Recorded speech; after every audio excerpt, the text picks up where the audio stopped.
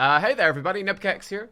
And welcome to a little quick tips video on Valeera. So a couple of things that I learned from, well, a couple of interesting comments actually on the Valeera video that I put out yesterday, which gave definitely some food for thought in terms of a couple of things that I hadn't actually thought about.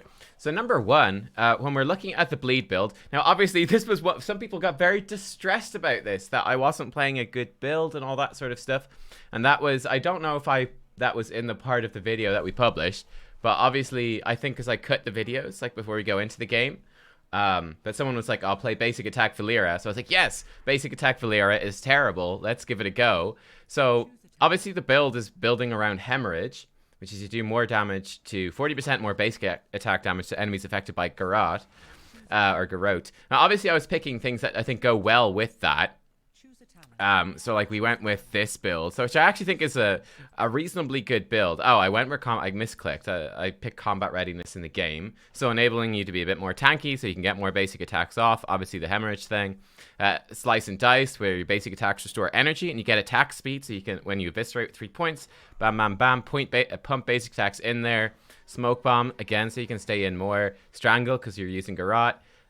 Seal fate again to generate more combo points to get slice and dice back up more quickly, and then rupture, increasing Garrot damage. So I think building around hemorrhage, I think this is a good build. However, it was a bad build. That is, again, people, I think we have some people looking for like genuine advice in the F tier hero video. That's not what those videos are going to be. Those videos are me kind of somewhat taking the piss and memeing. If you want actual genuinely good advice, look at the Storm League videos where I'm actually like trying to play as best as possible. So this is obviously a terrible build. This is a bad build, but it's the best build I think that you can make for around this bad talent. But okay, a couple of interesting tips, right? So first of all, actually this is one thing which I misspoke about in the video, but when you go into Vanish, you are okay, yeah, for the first, so you're unrevealable for 1 second. I don't believe there's a visual indication for that, but you are unrevealable for 1 second. And entering deep shadows is where you teleport, which is your things start flashing. So that takes, I think, 3 seconds or something after you stealth. And then when you stand still for a while, the screen, you have a screen effect, which is you're also invisible. When you don't have that outside screen effect, enemies can see like a stealth blur when you move or where you're standing. So just be aware of that. I think, you know, someone commented on that. That wasn't very clear. But here's one thing, which I hadn't realized. But if we use Garrot and we start basically attacking minions, we actually do bonus damage to them. And of course, because we got the level 20 talent, where our basic attacks refresh the duration of Garrot, this works against merc camps as well. So this is actually kind of interesting. And would have some relevance with this build. Actually on maps like, I guess, BOE, or again, particularly when you're taking Siege Giants like we were. I didn't actually realize this was a synergy. Because again, this build sucks and I've never seen it before, really. But obviously my thoughts was you use Q for damage, W for like stun and blind, and E for silence. You can see it actually, E does do more damage. It does 44 damage plus 307 as a dot, whereas your Q only does 285. So in fact, that was another thing I didn't realize. Though Q does cost 20 less energy. It only costs 10, whereas this costs 30, and this costs 30. So I'm not sure exactly how the damage like pans out. But obviously with this build, there you go. Here's a pro little tip. If you want to like kill merc camps and stuff faster. I thought that was really interesting and something I didn't know actually. And didn't even think about until someone commented. You actually use Garrot on the merc camps. So the sort of simplistic thinking that I was doing of damage, stun, silence is actually not quite true. Cool. Where are my comments? We actually got some other comments. This was, okay, this is another really interesting one as well, I thought. So, okay, this is going to be slightly disrupted because I am obviously running Seal Fate, where you get additional combo point when you hit a silenced person. But generally speaking, I think this is a good... actually, let me reset talents. Okay, cool. Let's just go combat readiness and hemorrhage. And slice and dice and smoke, and then we'll leave it there, right? Okay, so like for early game, I thought this was interesting. It's trying to make Blade Flurry work, so it does like 285 damage. It's a decent amount of damage. But it does cost a lot of energy. And one problem I had, well, this is, I suppose, hang on, let me just do an eviscerate here. Bam. Okay, good. That's gone. So you go into stealth, right? Each of these generates 1 combo point. So I think like the initial idea would be that I garrot them, then I okay, that teleported me behind because I'm shit. All right, cool. Let's go again. Ha ha ha. But the idea is that we garrot them for 1 combo point, then we Sinister Strike into them for another combo point. We Blade Flurry to give us our 3rd, and then we hit them with a 3 combo Eviscerate. You can see the problem here is that you actually get energy starved a little bit there.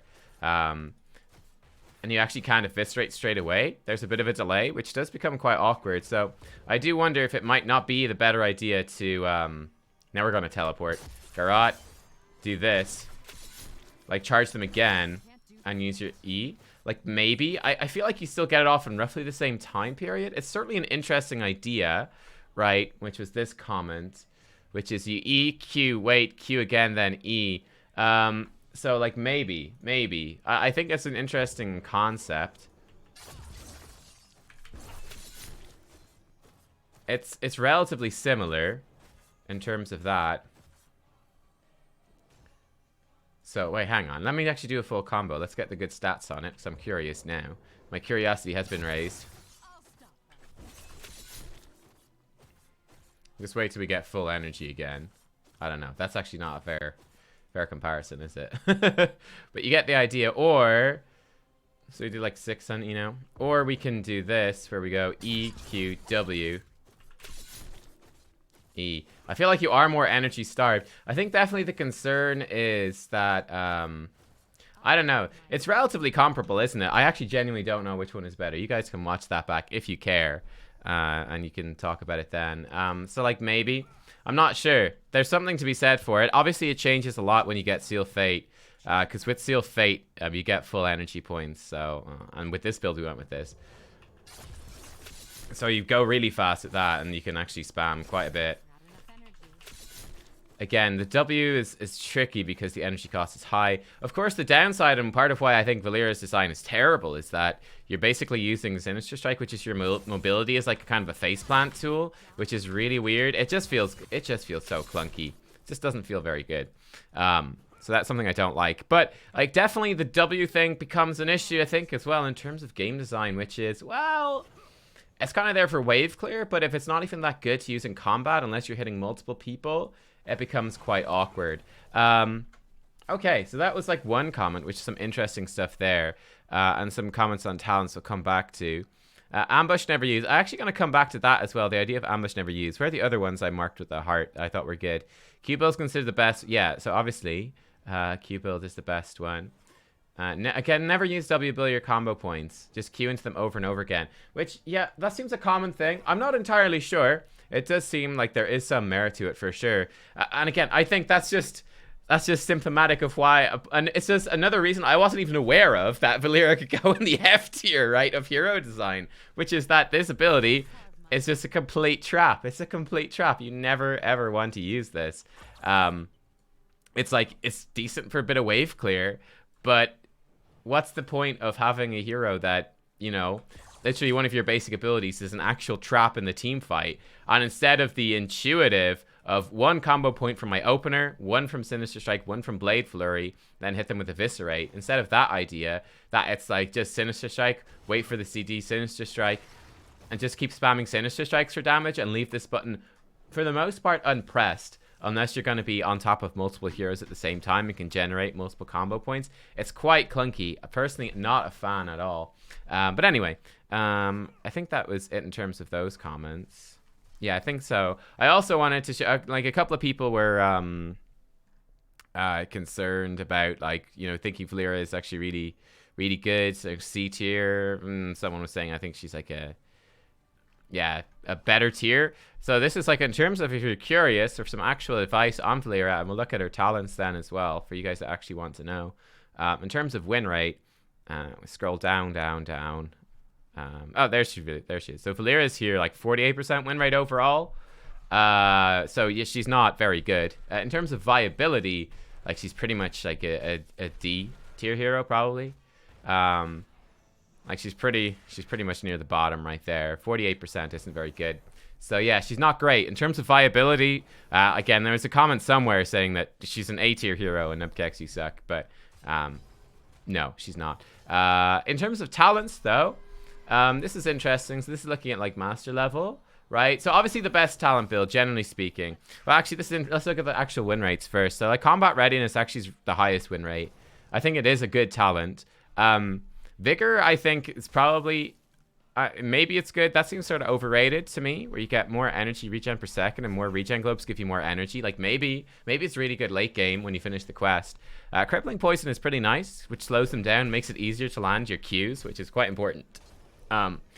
Then over here, again, you're pretty much always going to go for Relentless Strikes, which reduces the energy cost of Sinister Strikes. So that's a really big deal. It's just way better than Hemorrhage.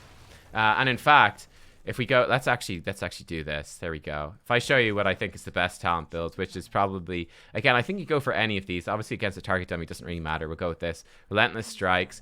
And Mutilate is typically what you're going to go for. 7, Mutilate, which reduces the range of Sinister Strike from a dash this long to a dash this long. So it is shorter. It's like a little mini dash, but it does a lot more damage. In terms of ults, again, I got a few comments saying always take Cloak of Shadows. That's obviously not the case. Smoke Bomb, you're going to pick more often, and it's generally speaking better. Now, this was interesting. This was another new thing I learned, which I didn't know.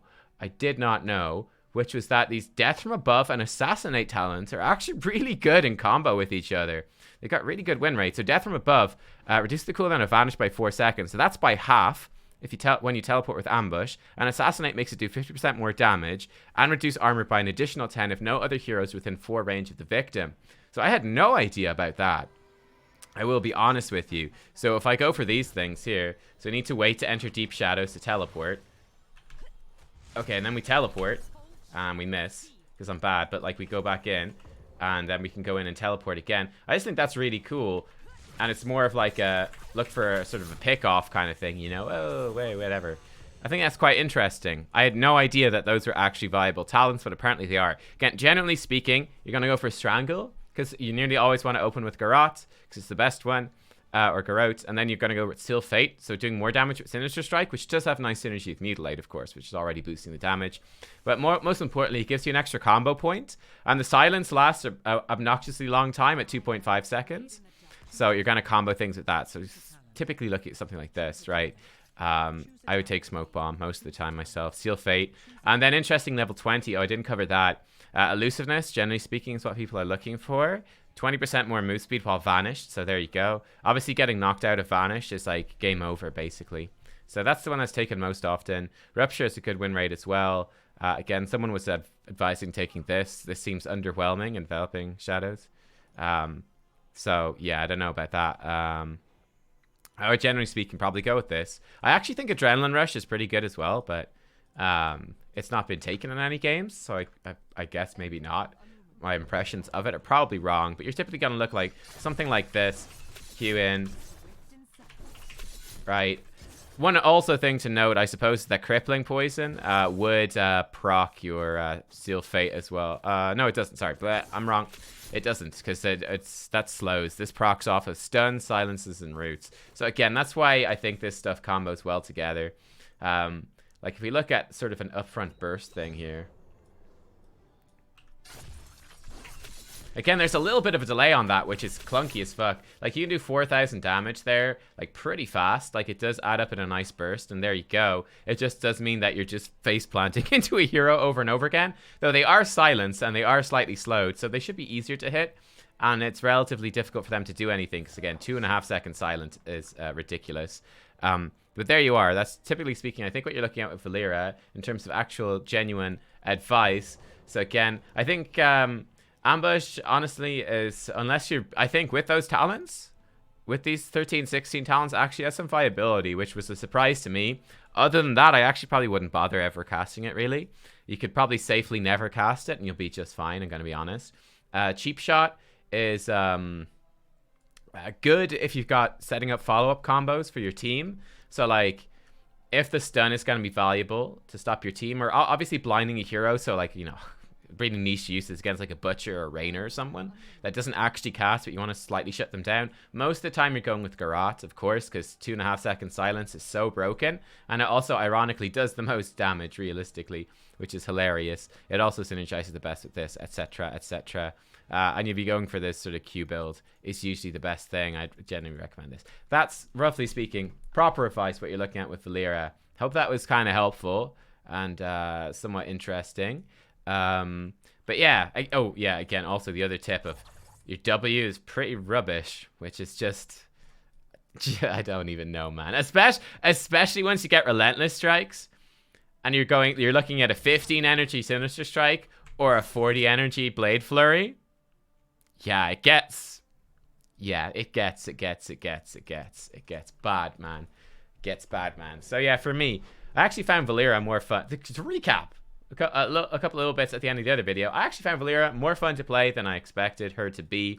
I still think in terms of design, she's pretty terrible. I probably still put her in the F tier. I think she's top priority for a rework. In terms of viability, something like C or D tier. And I would say that this, roughly speaking, is her best build. And that's sort of the playstyle and burst combo. Thanks for watching, everyone. Bye-bye.